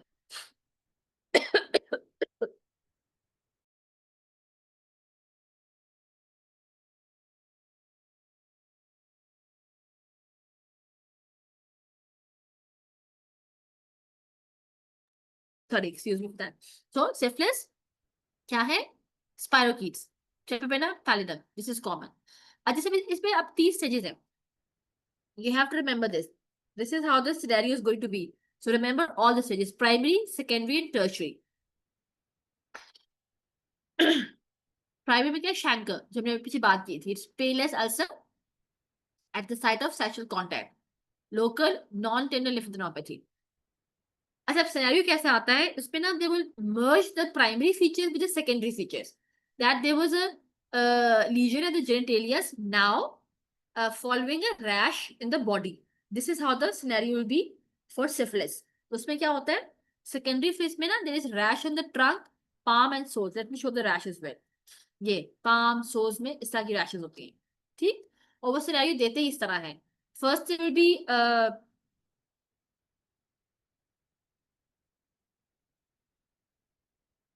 genital ulcer, उसके बाद it will be followed by development rash on the body now, and then you have to pick syphilis का scenario आता भी इस तरह है, ठीक है। Let's have a read of all the features।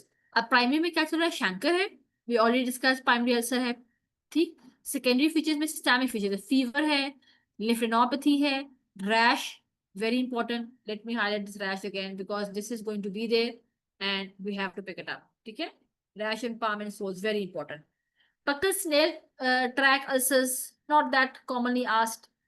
हाँ, कंडेलोमेटल लाटा क्या होता है, ये ना वॉट्स बन जाते हैं जेनिटेलिया, ठीक है।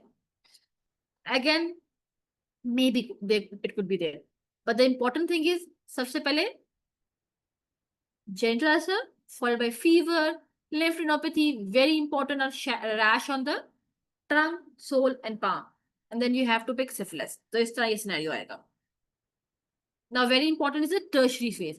tertiary phase का सवाल कम ही आता होता है, ठीक है, ये सब हमने रीडिंग करनी है इसलिए इसलिए परेशान नहीं होना, ठीक है, because there's a lot of things going on in tertiary features, but they somehow because of the exam the primary and secondary are exam favorite। this is just to have a read। gummas हैं, ascending aortic aneurysms clinically important है, tabes dorsalis, argyle robertson pupil, very specific pupil का मसला होता है,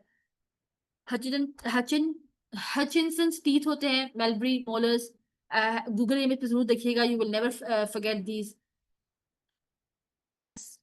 कैटाइटिस, sabre shin, saddle nose, deafness, a lot is going on। so tertiary में बहुत कुछ चल रहा है, but again be rest assured primary and secondary is exam favorite, this is not going to be there। but do have a read for your own clinical experience कि किस what kind of syphilis disease could present. देखिए कितनी ज्यादा debilitating मसाइल शुरू हो गए हैं because of this particular disease. अच्छा ये labs are very important. इसमें से भी सवाल आता होता है. It is a very sensitive organ and cannot be grown on artificial media. The diagnosis is therefore based on clinical features, serology. It's all about the serology. ठीक? अब serology में दो तरह के टेस्ट हैं. Divided the test into two parts. एक है non-treponemal और एक है treponemal. Treponemal is the bug. ठीक है, उसके नाम के ऊपर है जो सिफिलिस करा रहा है.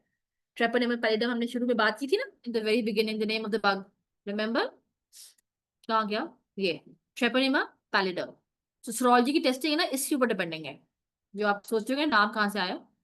So let's go back.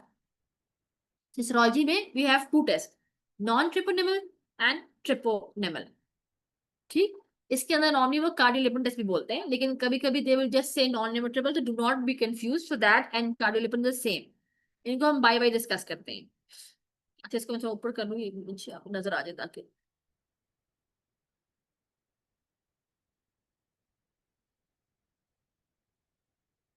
अच्छा, the most important thing that to remember for the cardiolipin test, because these could be false positive. ठीक है, the treponemal specific ones are not false positive. These ones are the false positive one. The reason I'm highlighting this bit over here is why? Because when you will do the past medicine MCQs, you will have a lot of questions. के false negative किस में हो रहा है और क्यों हो रहा है, वो आगे हम ये नीचे पढ़ेंगे. इनके लिए causes, ये इनको पूछना बड़ा पसंद है. So somehow we have to rectify this. There is no way to avoid this. Anyhow, coming back to the test. सबसे पहले बात हो रही है कार्डियोलिपिन टेस्ट की. Syphilis infection leads to production of non-specific antibodies to react with cardiolipin. अब उसमें example कौन से हैं? VDRL and RPR. What is VDRL? It's Venereal Disease Laboratory Research Laboratory. अब ये आपको उससे लग रहा होगा, लेकिन बेसिकली दिस इज, क्योंकि यहाँ पे इसकी हिस्ट्री है इसलिए इस पे लैब का नाम आ रहा है, अदरवाइज बजाते खुद टेस्ट का नाम ही VDRL है. ठीक है, this is what they stand for. And then RPR, rapid plasma reagin. सही. सो कार्डियोलिपिन टेस्ट में और नॉन ट्रेपोनेमल स्पेसिफिक टेस्ट में कौन से हैं? VDRL and RPR. ये वो आपसे पूछेंगे. So remember these. ठीक है. Insensitive in the late phase, becomes negative after treatment. Very important. क्योंकि आगे हम डिस्कस करेंगे ये तीन ना सिनेरियोस, ये किस में आपको क्या कौन सा मिलेगा. This is remember it becomes negative after treatment. ठीक है. तो अगर उन्होंने आपको सिनेरियो दिया हुआ है, सिफिलिस था, ट्रीट किया, अब टेस्ट हमने किया, तो which is the following is not going to be there, then pick these are not going to be there after the treatment. So pick VDRL and RPR. Clear. Now false positive की बात हम कर रहे थे, वो क्यों हो रहा है? So false positive are usually due to the reaction of antibodies to the cardiolipin lecithin cholesterol. Again वही रीजन हमने बात कर ली कि वो RPR है और VDRL है. Again not that important. The important thing that you have to remember is that these are the tests that can give you a false positive results. And so by any bad, like if they do ask कि क्यों reactions हो रहे हैं, किसके खिलाफ reactions हो रहे हैं, then if you can remember, it is because of the cardiolipin lecithin cholesterol. Cardiolipin का नाम में भी है, ये क्लू है, इसको पकड़ लीजिएगा, अदरवाइज ऐसे पूछेंगे नहीं. वैसे बस नाम याद रखिए. VDRL, RPR are the cardiolipin tests. They negative after treatment. ये इतना याद रखिए. फिर आते हैं वापस ट्रेपोनेमल स्पेसिफिक. अब ये इंपॉर्टेंट है. इसमें दो एग्जांपल्स हैं, एक है TPHA और TPEIA. ये दो हैं. इसमें TPHA से बनता क्या है? Treponema pallidum haemoglobin test. और ये क्या है? Treponema pallidum enzyme immunoassay. These both are treponemal specific antibody tests. ऊपर वाले word non specific. Now this is important. They remain positive after treatment. ऊपर वाले they were negative after treatment. सही. So if we have to discuss, ये तीन बातें हम discuss करते हैं scenarios. So positive non-treponemal and positive treponemal test active में. सही है ना, दोनों मिलेंगे आपको. अभी सिर्फ डिजीज की बात हो रही है. डिजीज एक्टिव है, उसमें आपको ट्रेपोनेमल भी मिलेंगे और नॉन ट्रेपोनेमल भी मिलेंगे. ठीक हो गया. अब इसकी बात करते हैं, फॉल्स पॉजिटिव सिनेरियो की बात करते हैं. सो उसमें क्या होगा? पॉजिटिव नॉन ट्रेपनेमल टेस्ट, यानी कि ये वाले, ये पॉजिटिव मिलेंगे और ये नेगेटिव हो जाएंगे। ठीक है, फॉल्स पॉजिटिव है ना, रीजन कोई और है। ठीक है, सिफिलिस में दोनों मिलेंगे। क्लियर? तो अगर ट्रीटमेंट हो गई तो फिर कार्डियोलिपन तो नहीं मिलेगा, लेकिन ये तो मिल जाएंगे अगर ट्रीटमेंट हो गई है तो, because they remain positive after treatment. ठीक हो गया? अभी जब हमने सेकंड की बात की थी ना, फॉल्स पॉजिटिव, वो किसके अंदर होता है? वो इसके अंदर होता है, प्रेगनेंसी, एसएलई और एंटी फॉस्फोलिपिड। ये जरूर पूछेंगे आपसे। TB, leprosy, maybe malaria, HIV. So causes of false positive cardiolipin test, sadly, we have to cram it. No other option. So, लेकिन वो बात है, टीबी, लेप्रोसी याद रख लें, ये एसएलई और एंटी फॉस्फेट तो याद रहेगा, ये तो हमने वहां पे कितना पढ़ा था, ये कार्डियोलिपिन टेस्ट एंटी फॉस्फोलिपिड के अंदर। ठीक है, वो 3 टेस्ट थे, उसमें एक ये भी था। So remember that. सही? I know this is a bit tricky, लेकिन जब आप एग्जाम में ना अभी थ्योरी अपने अंदर न्यूरॉन्स बैठे थे, when you will practice the MCQs ना, तो फिर आपको बड़ा अच्छा लगेगा, ये मतलब इजी हो जाएगा क्वेश्चंस को करने में, फिर आपको टेक्स्ट कम पढ़ना पड़ेगा। ठीक है, सो ये 3 से याद रखने हैं कि अगर ट्रीटमेंट होगी तो कौन सा पॉजिटिव है, कौन सा नेगेटिव है। एक्टिव डिजीज है, अभी ट्रीटमेंट नहीं तो सब पॉजिटिव है। अगर फॉल्स पॉजिटिव है, इसका मतलब है सिफिलिस तो नहीं है, इसमें से कुछ सिनेरियो, तो आपके कार्डियोलिपिन पॉजिटिव हो जाएंगे, जो असली वाले ट्रिपल टेस्ट से वो नहीं मिलेंगे, बिकॉज वो तो सिफिलिस में मिल रहे हैं। ठीक है ना? यहां तक क्लियर है? कोई कंफ्यूजन तो नहीं कर दी मैंने?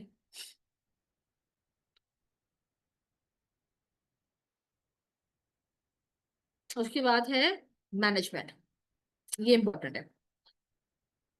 मैनेजमेंट क्या है? Benzyl penicillin, first line benzyl penicillin, very important. ठीक है, और अगर एलर्जिक है तो जब मैम सॉरी, मैं आपको फिर से इंटरप्ट या कर रही हूँ। पीछे जो है फॉल्स पॉजिटिव, पहले तो सारे पॉजिटिव आएंगे ना जब विदाउट ट्रीटमेंट।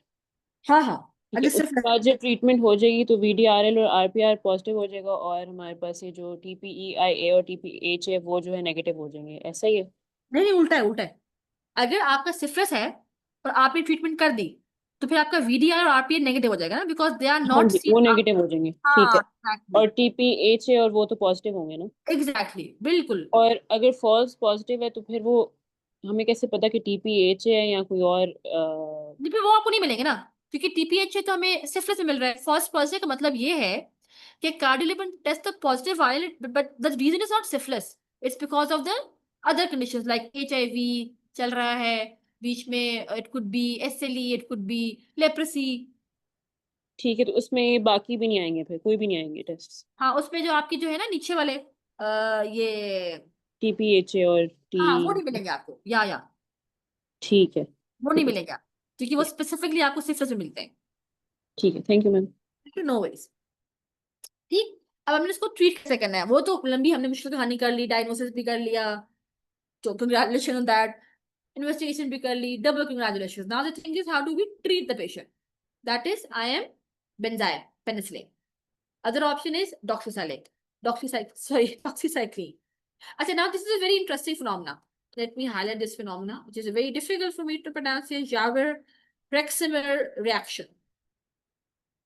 तो जब भी आपने सिफिलिस का पेशेंट डायग्नोस किया, whenever you start antibiotics, there is a chance that there could be fever, rash, tachycardia after giving the first antibiotic. And the reason is that sometimes people think it could be because of release of endotoxins due to the bacterial death.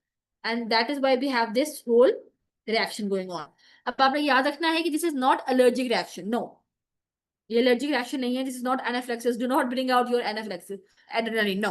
So remember, syphilis के अंदर ये fever, rash, tachycardia, ये सब कुछ हो सकता है after giving first dose of antibiotic. That is known as Jaresh-Rexemer reaction. This is my way of pronouncing. Refer to Google how to pronounce that. ठीक है? लेकिन याद रखना है कि this is not something that is allergic, मतलब एनाफ्लेक्सिस नहीं हो रहा।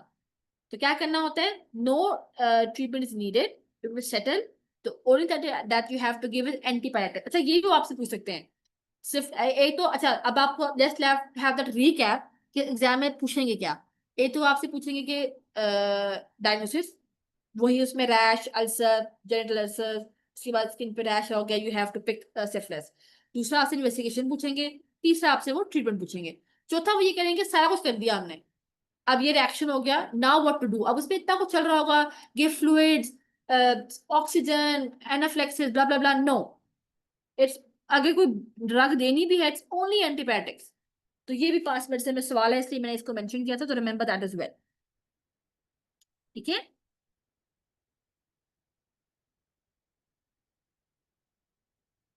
क्लियर हो गया? अच्छा, पास मेडिसिन में अभी मुझे याद आ रहा है, तो एक ना उन्होंने कंडीशन भी दी थी जो कि यहाँ पे नहीं है, इवन शायद मुझे पास मेडिसिन के नोट्स पे भी नहीं मिला, वो किसी क्वेश्चन की ना एक्सप्लेनेशन में डाला हुआ था, just to share that there is thing called latent syphilis. उसमें क्या होता है कि आपको ना पेशेंट एसिम्प्टोमेटिक होता है, पर एक्सीडेंटली ना आपको ना इन्वेस्टिगेशन में मिल जाता है एविडेंस, तो उसमें उन्होंने ट्रीटमेंट पूछा हुआ था, तो उसमें आप बस याद रखिएगा, नोट डालें, अगर वो लेटेंट सिफिलिस का कुछ स्टेज होगा ना, तो आपने उसको एंटीबॉडी देनी है, आप उसको बोलेंगे हाँ हम उसको बेंजाइल पेनिसिलिन दे रहे हैं। I do not know the logic behind it, but I just remember कि ऐसा कोई मैंने क्वेश्चन पास मेडिसिन में पढ़ा था। If you want the logic behind it I google it and then share it later on, but just to have that thing, उससे पहले वो मेरे दिमाग से स्लिप हो जाए, तो rote write that down as well, because I was not able to see in the notes, but it was in one of the explanations. So there is a thing called latent syphilis. वो क्या है? Asymptomatic है लेकिन test positive आ रहे हैं, तो उसमें यह था कि बेशक अगर वो भी आता है तो give them IM benzyl penicillin, just to have that clarity. ऐसा कुछ सवाल आपको नजर आए तो डोंट फील लाइक हमने कुछ इसके बारे में पढ़ा नहीं। अच्छा, शैंक्रोइड, इसमें क्या था, हीमोफिलस ड्यूशी की वजह से था, पेनफुल अल्सर से सारा कुछ, हर चीज पेनफुल थी इसके अंदर, और कुछ भी इंफॉर्मेशन इसमें नहीं दी हुई। हर्पीज, अब ये हम पढ़ेंगे हर्पीज। सो हर्पीज का सिनेरियो कैसा होता है, अगेन वेरी पेनफुल। ठीक है, 2 स्ट्रेन्स हैं, herpes simplex 1 है, 2 है, इट हैज प्रीवियसली थॉट 1, अच्छा वही बात है, ऑरल अल्सर्स के बारे में बात हो रही है, लेकिन they can also cause genital ulcer as well. Now this is important, severe ulceration and pain। ठीक है, urinary retention, painful genital ulceration already भी हमने बात कर ली। अच्छा, NAAT, NAAT is the just investigation of choice, they can ask you this as well.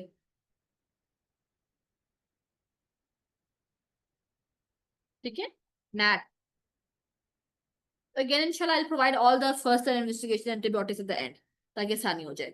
है any है, अभी के लिए याद रखें नैट। ठीक है, it is superior to the culture as well. और HSV herpes simplex serology हम कब करते हैं, जब रिकरेंट सिनेरियो हो, तो ये भी याद रखना, ये भी पूछ सकते हैं आपसे। तो 2 बातें, ठीक, एक तो पेनफुल अल्सर्स की बात हमने कर ली, फिर हमने इस पे टेस्ट किए, टेस्टों के अंदर हमारे पास 2 ऑप्शन है, जो सबसे अच्छा है वो नैट है, और अगर रिकरेंट सिनेरियो है ना कि पहले भी हुआ है फिर हो गया, तो उसमें हम फिर HSV serology करते हैं। ट्रीटमेंट क्या है, oral acyclovir, so genital herpes, oral acyclovir.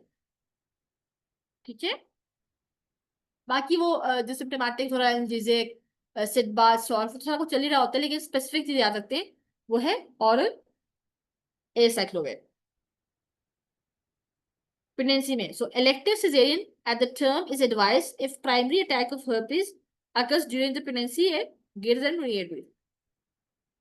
So elective cesarean at term, if the primary attack of herpes occurs during pregnancy at greater than 28 weeks of gestation. Women with recurrent herpes, recurrent की बात हो रही है, who are pregnant should be treated with supportive therapy, and there should be, और वो हमने क्यों करना है, suppressive therapy, sorry suppressive therapy का मतलब है कि इसको भी हम दे रहे हैं एसाइक्लोविर। ठीक है, and B advise that the risk of transmission the baby is low, और ये ट्रीटमेंट हम स्टार्ट करते हैं 36 वीक्स के ऊपर। ठीक है, रिकरेंट वाली की बात हो रही है, सही। So just to recap, genital herpes, remember the bug herpes simplex virus, very painful, very painful. Investigation में सबसे अच्छा टेस्ट कौन सा है, नैट, अगर रिकरेंट है तो HSV serology कर रहे हैं, ट्रीटमेंट ऑरल एसाइक्लोविर है, यहाँ तक कहानी खत्म होगी।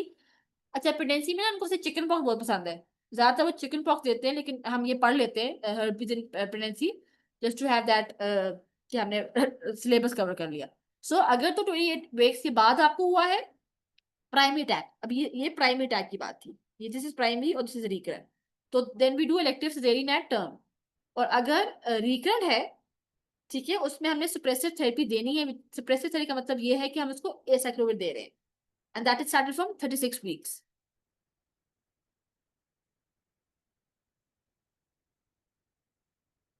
Oh, sorry for this. Genital warts. Warts is not an exam favorite. ठीक है, अब इसमें वही HPV की बात है जो हमने सर्वाइकल कैंसर में पढ़ा था। सॉरी, इसको रिमूव नहीं होना मेरे से। Anyhow, coming back to this, genital warts condylomata acuminata, अगेन HPV। सो अगेन HPV के तकरीबन को 200 स्ट्रेन हैं। दो जो है ना, ये जो सॉरी 16, 18 और 33, ये कार्सिनोजेनिक है, सर्वाइकल कैंसर कराते हैं। लेकिन जो ये वाले ना वॉर्ट्स नहीं करा रहे, याद रखिएगा, ये कैंसर वाले हैं। और जो वॉर्ट्स वाले हैं वो 6 और 11 है। हमने बात की थी वैक्सीन की, तो वैक्सीन जो है ना वो इसके खिलाफ है। So vaccine will prevent you from cervical cancer, it will not prevent you from the warts. तो ये वैसे एक टेक्निकल बात याद रखिएगा। इसमें होता क्या है, फ्लैशी प्रोट्यूबरेंस है, स्लाइटली पिगमेंटेड, और ये ब्लीड करते हैं बहुत। ओहो, हाईलाइट क्यों नहीं हो रहा? ठीक है, फ्लैशी प्रोट्यूबरेंस इज पिगमेंटेड है एंड मे ब्लीड और इच। अब इसको ट्रीट कैसे करना है? टॉपिकल पोडोफाइलियम और cryotherapy is recommended first line. अब डिपेंड करता है, अगर मल्टीपल है, नॉन कैटनाइज, नॉन कैटनाइज ये डिफरेंट बात है, ठीक है, उसके लिए हम टॉपिकल लगा रहे हैं। ठीक है, अगर कैटनाइज है उसके लिए हम क्रायोथेरेपी कर रहे हैं। अगेन वैसे तो I don't know internal medicine लोग ये करते हैं कि नहीं करते। आई थिंक ये पेशेंट नॉर्मली रेफर हो जाते होंगे, not with us. Oh my God, Mariam, you said I should go a bit slower. I'm so sorry. Sorry, Mariam. I just saw the text. Yeah. ठीक है, I'm so sorry. Sometimes when I'm not feeling well और मुझे ऐसा हो ना, तो मुझे लगता है कि मैंने क्वालिटी कॉम्प्रोमाइज है, तो मैं बहुत तेज बोलना शुरू हो जाती हूँ जब मेरी तबीयत अच्छी ना हो। ठीक है, तो मुझे लगता है कि कहीं मैं फिर जोर देती हूँ ताकि चीजें बैठ जाए और मेरी बीमारी वजह से चीजें इंटरप्ट ना हो रही हूँ। So so sorry, I gear down, I talk a bit slower. Okay, so genital warts की बात कर रहे थे, तो इसमें as we discuss about cervical cancer, उसमें भी read about human papilloma virus. तो उसमें ये बात थी कि उसमें जो टाइप्स हैं वो अलहदा होंगे, और जो वार्ड्स हैं उनके टाइप्स अलहदा होंगे। ये क्लिनिकल बात हमें याद रखनी है। तो if you are giving a vaccine that will not prevent you for the warts, तो that is what I was trying to say. अब ये प्रेजेंट कैसे करते हैं? फ्लैशी है, ट्यूबरेंसेस है, कुड बी पिगमेंटेड। ठीक है, अब उसकी ट्रीटमेंट डिपेंड करती है इफ दे आर केराटिनाइज्ड और नॉट। अगर if they are multiple non keratinised then we will give you, हम उस पे टॉपिकल लगाते हैं पोडोफाइलियम। अगर ऐसा नहीं है, they're keratinized, then we give them keratherapy. Imodocine can also be used sometimes. ठीक है, सो ये लेकिन ये बात याद रखनी है और पेशेंट को बताना है कि रिकरेंस के चांसेस होते हैं, लेकिन कम बैक। ठीक है, सो अगेन सेफ्टी रेटिंग की बात ना, जब भी हम सेफ्टी रेटिंग की बात करते हैं, पेशेंट को ट्रीट करते हैं, घर भिजवाते हैं, उनको बताना होता है कि कौन सी बीमारी कितनी देर में ठीक हो रही है, वापस आने के चांसेस होते हैं। This is all the holistic treatment that we provide to our patients. To tell them that they could be resistant to treatment and recurrence is common.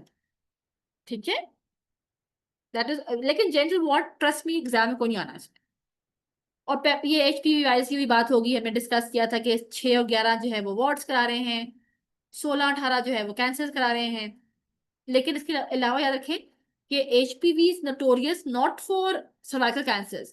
It causes anal cancers, vulvar, vaginal, throat, mouth. It's causing a lot of cancers. ठीक है, लेकिन सबसे common जो है ना वो cervical cancer है।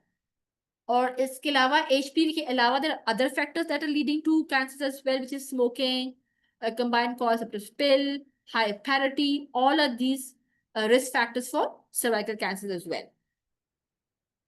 अच्छा ना, यूके में ना स्क्रीनिंग प्रोग्राम बहुत अच्छे हैं।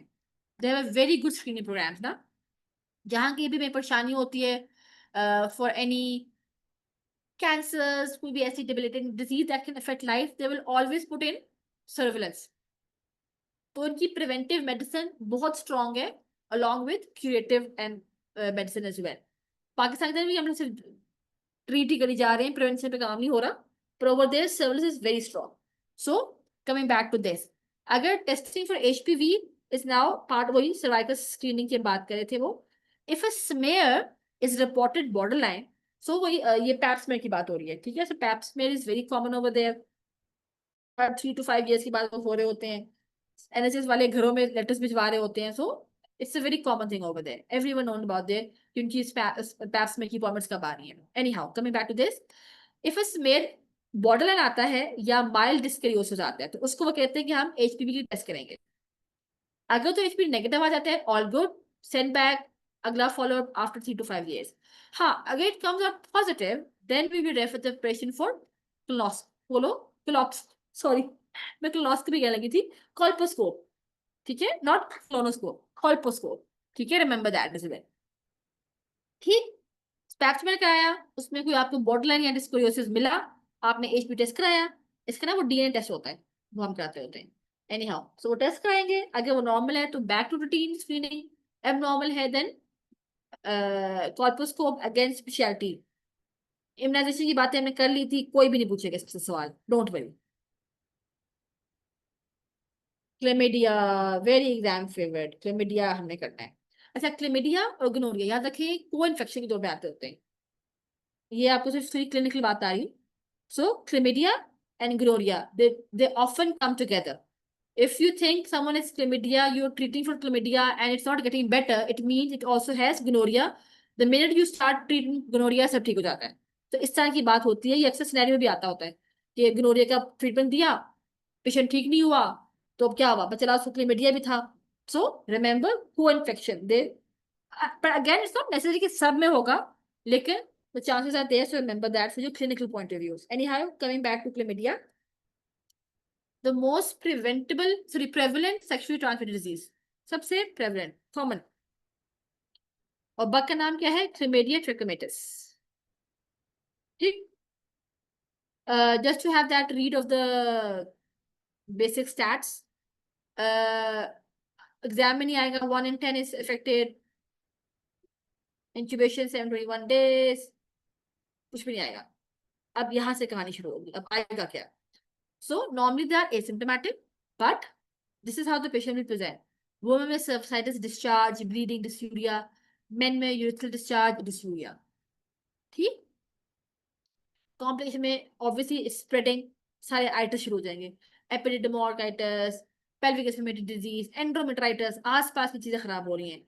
So whenever there is problem with PIDs, obviously there is a chances of ectopic pregnancies, infertility problems। अच्छा, ये वो इनको पसंद है, पेरीहेपेटाइटिस, उसको दे देंगे साथ की जी, अपर एब्डोमेन में पेन हो रहा है, आपने पहले पेट किया लेवर वाला, राइट अपर कॉर्नर में पेन हो रहा है, तो दैट इज पेरीहेपेटाइटिस। इसका फैंसी नेम है फिक्स ह्यूक्यूटस सिंड्रोम। ये शायद बस एग्जाम फैंसी नेम में भी पूछ ले, अदरवाइज नहीं आएगा। ठीक है, अच्छा, इन्वेस्टिगेशन में क्या करते हैं, traditional cell culture is no longer use, NAAT, it's all about NAAT now. ठीक है, investigation of choice is NAAT. बाकी जितने भी थे वो एडजंक्ट के तौर पर आप कर सकते हैं, यूरिन स्वैब्स ये वो, पर अगर आपसे वो सवाल पूछे ना कि एक, बस एक आपने पकड़ना है इन्वेस्टिगेशन चॉइस के, वो आपने नैट पकड़ना है। ठीक, ये बाकी एडजंक्ट्स हैं, फर्स्ट वॉइड यूरिन स्वैब्स, बाकी चीजों को टेस्ट करने के लिए। ठीक है, for women the vulvovaginal swab is first line, for men the urine test is first line, लेकिन चॉइस क्या है, नैट। ठीक, chlamydia testing should be carried out 2 weeks after the possible exposure। वो इसीलिए होता है कि you have to give time to NAT to be positive। कभी कभी ऐसा होता है कि जैसे एक्सपोजर हुआ, अगर आपने शुरू में टेस्ट किया तो आपका NAT नेगेटिव आ सकता है, इसकी वजह से वो कह रहे हैं कि आपने 2 weeks का बाद करना होता है, फिर आपको अच्छा टेस्ट मिलता है। तो NAT की इंपॉर्टेंस है, so it allows the infection to become detectable through NAT। This is the rationale behind this one। ठीक है, screening again, it's open to all men and women between age, इनको ना बोलते हैं गम क्लिनिक्स, जेनिटरी यूरिनरी पता नहीं क्या, लेकिन गम के नाम से ना NHS में, यूके में इस नाम से फेमस है क्लिनिक्स, वहां जाते हैं सारे मरीज। ठीक है, सो स्क्रीनिंग सभी की करनी है। ठीक है, अच्छा, इसमें ना बात यह है, अगर एक पेशेंट पॉजिटिव आ गया ना, तो हमने ना कॉन्टैक्ट की स्क्रीनिंग करानी होती है, तो उनके पास ना पूरे प्रोग्राम्स होते हैं। अगर तो आप पेशेंट से कहो कि हम आपके जितने भी कॉन्टैक्ट्स हैं उनके हमें नाम दे दो, तो we will call them. If they don't want them to be known, तो आप उसको एनोनिमसली कॉल करते हो, तो पूरा एक सिनेरियो होता है, पूरा उनका ना एक बहुत अच्छा सिस्टम है यूके में इस पूरे चीजों को देखने के लिए। सिर्फ आपको क्लिनिकली बातें बता रही हूँ, इंशाल्लाह में वहां जाना है सबने। एनी हाउ, अब ये कहानी असल में, तो सो फार क्लेमिडिया में आपने बात क्या याद रखी, choice of investigation is NAT. Give time to NAT to be detectable. That is after 2 weeks. उसके अलावा सर्वसाइटिस, डिस्चार्ज, सेम मेल के अंदर भी discharge, urethritis and everything, complication में रीड आउट कर ली, पेरीहेपेटाइटिस दैट फिट्स यूट्रस जो भी था सिंड्रोम, मे भी वो आपसे पूछ रहे हैं क्योंकि मैंने एक दो सवाल शायद कहीं 5 मिनट से इसका देखा, that's why I am trying to highlight that perihepatitis fancy name. Anyhow वो सारा कुछ कर लिया, नैट कर लिया, अब आपने मैनेज करना है. अब पूरी कहानी ये है, this is very important. Doxycycline 7-day course या फिर एजिथ्रो 1-day कोर्स. साथ क्या किया जाता है 1-day course because compliance. Compliance की वजह से एजिथ्रो इज फेवरेबल. एक गोली खा के काम खत्म हो जाता है ना, उसमें जो 7 दिन खानी है, लोग खाएं ना खाएं, तो कंप्लायंस को मद्देनजर रखते हुए this said azithro is more suggested as compared to doxy, but for the exam point of view we should know both answers. ठीक. अगर प्रेग्नेंट है then erythro or boxy is used. Patient diagnosed with chlamydia should be offered the choice of providing हाँ वही बात है initial partner की बात. ठीक. Notification either trained practice nurses will support the gum or refer करेंगे. For men the urethral symptoms. अच्छा हाँ अब ये important है कि कॉन्टैक्ट की डेफिनेशन में आता कौन है. अब ये तो नहीं कि पूरे 6 साल के कॉन्टैक्ट्स को बुला लेंगे, no. So there is a criteria whom you will call. उस पे मैंने डिफरेंट सिनेरियोज दिए, men with symptoms, women और asymptomatic men. तो ये एक कैटेगरी बनती है. ठीक है, तो पहली कहानी क्या थी, let me highlight this, this is important. You need to know who to call.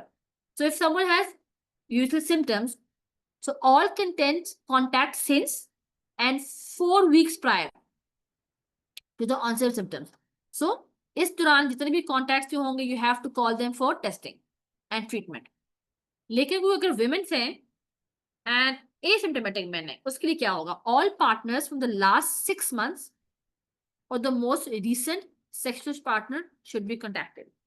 ठीक हो गया. सर कॉन्टैक्ट्स के बारे में आपसे पूछ सकते हैं, ये क्लिनिकल भी बहुत इंपॉर्टेंट है. ठीक है. और ये देखिए पेशेंट को तो नहीं पता ना, मुझे तो अच्छा क्लेमिडिया हो गया, मैंने ट्रीट कर लिया. हमें इन्फॉर्मेशन देनी that we need to trace your contacts. Why? और ये भी होता है कि if you even have a stable partner, तो you can even they say okay I have a stable partner. If this person has given this stable partner chlamydia and we do not treat the stable partner, what is going to happen? The infection will come back. वो एक recycle शुरू हो जाएगी, समझ आ रही है, recurrent infection शुरू हो जाएगा, उसकी कॉम्प्लिकेशन ज्यादा है. So it doesn't matter if stable relationship है, मल्टीपल रिलेशनशिप्स है, सारे कॉन्टैक्ट्स की ट्रीटमेंट इंपॉर्टेंट है. ठीक है, क्योंकि इस क्लेमिडिया की अपनी लंबी सी कॉम्प्लिकेशंस है, तो you have to be safe. That's the rationale behind it. Anyhow, coming back to this, let's summarize chlamydia. So co-infection is common, NAT is important, doxy, erythro is more important, erythro is preferred. If pregnant, then erythro and amoxy should be given. Always contact the contacts for test and treat and testing के लिए, दोनों के लिए. Symptom वालों के लिए all contacts since the symptoms and 4 weeks prior. Women and asymptomatically all partners or contacts in the last 6 months or the most recent sexual partner that should be contacted. अब इसमें ना तो ये वाली बात थी, अगर आपने कॉन्टैक्ट्स बुला लिए ना, आपने टेस्ट लेना है उनका और उनकी रिजल्ट का वेट नहीं करना, फौरन ट्रीट कर देना है, क्योंकि वो गायब हो सकते हैं. You can have a fall out and it will be very difficult to ना उनको ट्रेस करना बड़ा मुश्किल हो जाता है. सो इस वजह से वो कहते हैं the contents of a confirmed case should be offered treatment prior to the results of the investigation.